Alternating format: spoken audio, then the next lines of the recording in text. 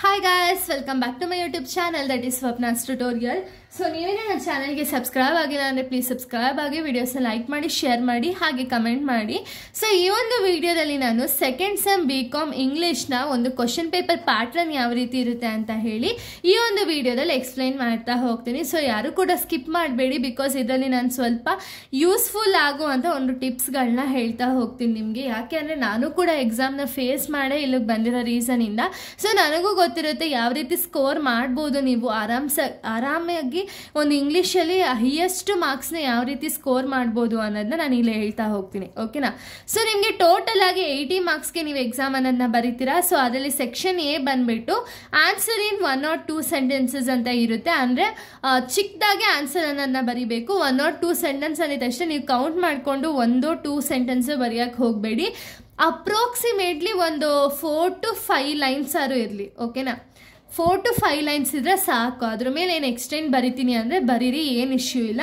But ಈ ಒಂದು first ಮೇನಲ್ಲಿ ಯಾವ ರೀತಿ ಇರುತ್ತೆ ಅಂದರೆ 5 out of 8 ಅಂದರೆ 8 ಕ್ವಶನ್ಸ್ನ ಕೊಟ್ಟಿರ್ತಾರೆ, ಆದರೆ ಅದ್ರ 5 ಮಾತ್ರ ನೀವು ಅಟೆಂಡ್ ಮಾಡಬೇಕು. ಓಕೆನಾ? ಸೊ ಇದಕ್ಕೆ ಒಂದು ಕ್ವಶನ್ಗೆ 2 ಮಾರ್ಕ್ಸ್ ಅನ್ನಂಗೆ ಬರುತ್ತೆ. ಸೊ 2 into 5 ಮಾಡಿದಾಗ ನಿಮಗೆ 10 ಮಾರ್ಕ್ಸ್ ಸೆಕ್ಷನ್ ಎ ಇಂದಾನೆ ನಿಮಗೆ ಸಿಗುತ್ತೆ. ಓಕೆನಾ? ಸೊ ನೋಡಿ, ಸೆಕ್ಷನ್ ಎ ಅಲ್ಲಿ ನಿಮ್ಗೆ ಏನು ಸಜೆಷನ್ ನಾನು ಕೊಡ್ತಿದ್ದೀನಿ ಅಂದರೆ, ಸೊ ಇವಾಗ ನೀವು 4 to 5 ಲೈನ್ಸ್ ಅನ್ನೋದನ್ನ ಬರೀತೀರಾ ಅಲ್ವಾ, ಇದು ಬರೀ ಇಂಗ್ಲೀಷ್ ಮಾತ್ರ ಅಲ್ಲ, ನೀವು ಯಾವುದೇ ಒಂದು ಸಬ್ಜೆಕ್ಟ್ ಬರೀರಿ. ಓಕೆನಾ? ಸೆಕ್ಷನ್ ಎ ಆಗಿರ್ಬೋದು, ಸೆಕ್ಷನ್ ಬಿ ಆಗಿರ್ಬೋದು, ಯಾವುದೇ ಒಂದು ಬರಿಬೇಕಾದ್ರೂ ಕೂಡ ನಿಮಗೆ 2 ಮಾರ್ಕ್ಸಿಗೆ ಬರಿತೀರಾ ಅಂದರೆ ಅಟ್ಲೀಸ್ಟ್ ಇಷ್ಟು ಲೈನ್ಸ್ ಇರಲಿ ಅಥವಾ ಇಷ್ಟಿರಲಿ. ಓಕೆನಾ? 4 to 5 ಲೈನ್ಸ್ ಇರಲಿ. ಆ್ಯಂಡ್ ನೀವು ಮೇನ್ ಆನ್ಸರ್ ಏನು ಅನಿಸುತ್ತೆ, ಈಗ ಎಲ್ಲಿ ಟೋಬಾಟೆಕ್ ಸಿಂಗ್ ಅನ್ನೋದನ್ನ ನಾವು ಏನಕ್ಕೆ ಕರಿತೀವಿ ಅಥವಾ ಟೋಬಾಟೆಕ್ ಸಿಂಗ್ ಅನ್ನೋದು ಏನು ಅಂದರೆ ಅಲ್ಲಿ ಮೇಯ್ನಾಗಿ ಒಂದು ವರ್ಡ್ ಬರುತ್ತಲ್ವಾ, ಆ ವರ್ಡ್ನ ಅಂಡರ್ಲೈನ್ ಮಾಡಿ. ಓಕೆನಾ? ನಿಮಗೆ ನೀವೇನು ಮಾಡಿ ಅಂದರೆ ಫಸ್ಟ್ ಆಫ್ ಆಲ್ ಫಸ್ಟಿಂದನೇ ಟೈಮ್ ಮ್ಯಾನೇಜ್ಮೆಂಟ್ ಅನ್ನೋದನ್ನ ಕಲ್ತ್ಕೊಂಡು ಫಸ್ಟಿಂದನೇ ಬರಿತಾ ಹೋಗಿ. ನಿಮ್ಗೆ ಇವಾಗ ಸೆಕ್ಷನ್ ಏನ ನೋಡಿದ ತಕ್ಷಣ, ಕ್ವಶನ್ ಪೇಪರಲ್ಲಿ ಸೆಕ್ಷನ್ ಏನ ನೋಡಿದ ತಕ್ಷಣ ಒಂದೆರಡು ನಿಮ್ಮ ಕ್ವಶನ್ ಬರುತ್ತೆ, ಇನ್ನು ಮಿಕ್ಕಿದ್ದು ಯಾವುದು ಬರಲ್ಲ. ಸೊ ಅವಾಗ ಏನು ಮಾಡಿ, ಸೆಕ್ಷನ್ ಏನ ಸ್ಕಿಪ್ ಮಾಡಿಬಿಟ್ಟು ಸೆಕ್ಷನ್ ಬಿಗೆ ಬನ್ನಿ.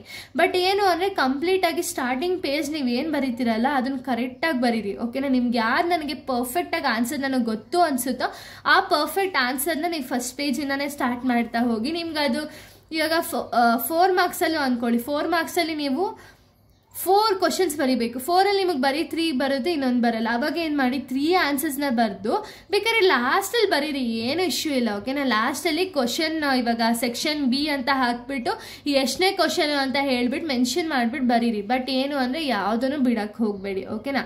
ಸೊ ಸೆಕ್ಷನ್ ಬಿ ಬಂದ್ಬಿಟ್ಟು answer in about a page 4 out of 6 ಅಂದರೆ ಏನು, 6 ಕ್ವಶನಲ್ಲಿ 4 ಕ್ವಶನ್ನ ಮಾತ್ರ ಬರೀಬೇಕು, ಒಂದು ಪೇಜಸ್ಟ್ ಆನ್ಸರ್ನ ಬರೀಬೇಕು ಅಂತ ಹೇಳಿದ್ದಾರೆ. 4 5s are 20. ಓಕೆನಾ? 4 ಮಾರ್ಕ್ಸು, 1 ಕ್ವಶನು, 5 ಕ್ವಶನ್ಸ್ ಇರುತ್ತೆ, 20 ಮಾರ್ಕ್ಸ್ ನಿಮಗೆ ಬರುತ್ತೆ. ಸೊ ಒಂದು ಕ್ವಶನ್ಗೆ 5 ಮಾರ್ಕ್ಸ್ ಹಂಗೆ ಲೆಕ್ಕ 20 ಮಾರ್ಕ್ಸ್ ಅಂತ ಸಿಗುತ್ತೆ ನಿಮ್ಗೆ. ಇದರಲ್ಲೇ ಪಾಸ್ ಅಲ್ಲ. ಸೊ ಇದರಲ್ಲೇ ನೀವು ಸ್ಕೋರಿಂಗ್ ಅನ್ನೋದನ್ನ ಮಾಡ್ತಾ ಹೋಗ್ಬೋದು. ಓಕೆನಾ? ಸೊ ಇವಾಗ ಒಂದು ಪೇಜ್ ಆನ್ಸರ್ ಅಂದರೆ ನೀವು ಬರೀ ಒಂದು ಪೇಜ್ ಬರೆಯೋಕ್ಕೆ ಹೋಗ್ಬಿಡಿ, ಅಟ್ಲೀಸ್ಟ್ 1.5 ಪೇಜ್ ಬರೀರಿ. ಪ್ಯಾರಾಗ್ರಾಫಲ್ಲಿ ಬರೀರಿ, ಜಾಸ್ತಿ ಸ್ಪೇಸ್ ಅನ್ನೋದನ್ನ ಸ್ಪೇಸ್ ಈ ಥರ ಸ್ಪೇಸ್ ಇದ್ದರೆ ಓಕೆ. ಬಟ್ ಏನು ಅಂದರೆ ನೀವು ಲೈನ್ಸ್ ಬಿಟ್ಟು ಬರೀತೀರಲ್ಲ, ಇಂಗ್ಲೀಷಲ್ಲಿ ಮಾತ್ರ ಅದನ್ನು ಮಾಡೋಕ್ಕೆ ಹೋಗಬೇಡಿ. ಇಂಗ್ಲೀಷ್ ಆಗಿರ್ಬೋದು, ಕನ್ನಡ ಆಗಿರ್ಬೋದು.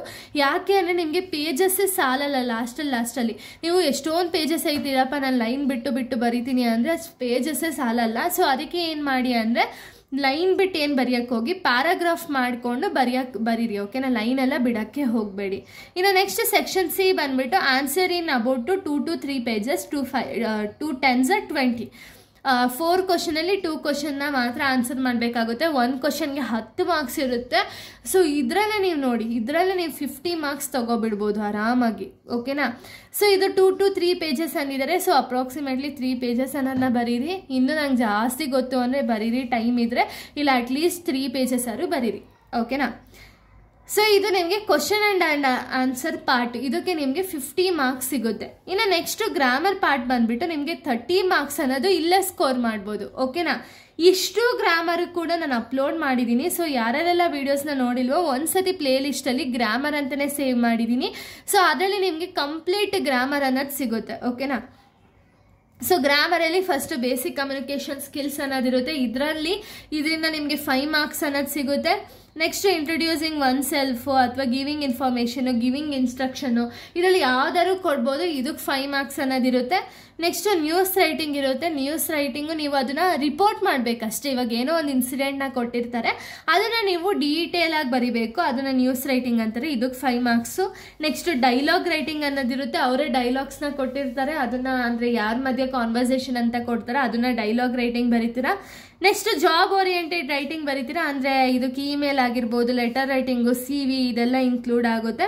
ಇನ್ನು ಲಾಸ್ಟ್ ಬಂದುಬಿಟ್ಟು ಸ್ಪೀಚ್ ರೈಟಿಂಗ್ ಇರುತ್ತೆ. ಇಲ್ಲಿ welcome speech, vote of thanks ಅಥವಾ ಒಕೇಶ್ನಲ್ ಸ್ಪೀಚ್, ಇಂಥ ಸ್ಪೀಚಸ್ ಎಲ್ಲ ಇಲ್ಲಿ ಲಾಸ್ಟಲ್ಲಿ ಬರುತ್ತೆ. ಓಕೆನಾ. ಇದು ಒಂದೊಂದಕ್ಕೂ ಕೂಡ 5 ಮಾರ್ಕ್ಸ್ ಇರುತ್ತೆ. ಸೊ ಗ್ರಾಮರ್ ತುಂಬ ಈಸಿ, ಎಷ್ಟು ಗ್ರಾಮರ್ ಕೊಟ್ಟಿದ್ದಾರೆ, ನಿಮ್ಗೆ ಆರಾಮ್ಸೆ ಸ್ಕೋರ್ ಮಾಡ್ಬೋದು.